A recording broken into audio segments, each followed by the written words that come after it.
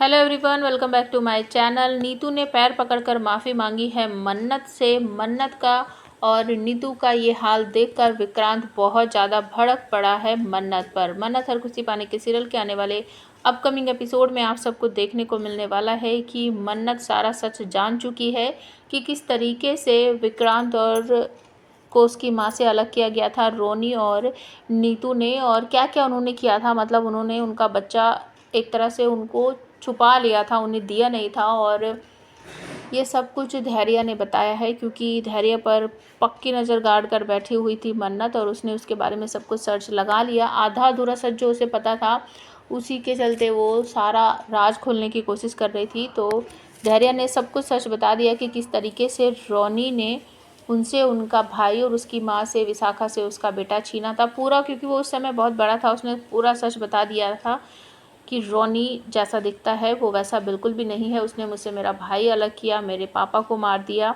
और इस केस को इस तरीके से रफा दफा कर दिया कि हम कुछ कर ही नहीं पाए, और मैं हमेशा के लिए अपने भाई को खो दिया था। अब मुझे उसके बारे में ये सब कुछ सच पता चला है, तो मैं क्या गलत कर रहा हूँ अगर मैं अपने भाई को अपने पास, या मेरी मॉम अगर रोनी अंकल से और नीतू मैम से अगर उनकी प्रॉपर्टी मांग रही है या फिर एक तरह से उनको मजबूर कर रही है, तो क्या गलत कर रही है। उन्होंने हमें हमारे भाई से अलग कर दिया, मेरी माँ को मेरे बेटे, उसके बेटे से अलग कर दिया है, तो ये तो बहुत छोटी सी कीमत है।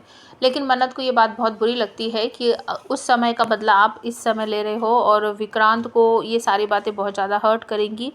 अगर ये बात उन्होंने खुद जाकर उनको बता दी तो उनका और नीतू मैम का रिश्ता टूट जाएगा। वो किसी पर भी कभी भी फिर यकीन नहीं करेंगे। तो मन्नत कहती कि सारा सच मैं खुद बताऊंगी। तो यही सारी बातें लेकर जब मन्नत रोनी और नीतू के पास जाती है, उन्हें बताती है कि मैं सारा सच जान चुकी हूँ आप लोगों के बारे में, आप लोग किस तरीके के इंसान हो। अपने बेटे की मौत को छुपाने के लिए आपने दूसरे के घर का चिराग छीन लिया, और किस तरीके से छीना, मतलब कि उनके बच्चों का जो पिता है उनको भी एक्सीडेंट कर दिया, और उनकी माँ रोती बिलखती रह गई और आप उनसे उनका बेटा छीन कर लिया है। मुझे पूरा सच जो है पता चल गया। तो इस बात से बहुत ज़्यादा घबरा जाती है, बेचैन हो जाती है नीतू, और मन्नत के पैर पकड़कर माफ़ी मांगने लगती है, रोने लगती है कि मन्नत प्लीज़ ऐसा मत करियो, ऐसा मत करियो, विक्रांत को कुछ भी मत बताइयो कि मैं उसकी असली माँ नहीं हूँ। अगर तूने ऐसा किया तो मेरा विक्रांत, मेरा पुत्र मुझसे दूर हो जाएगा।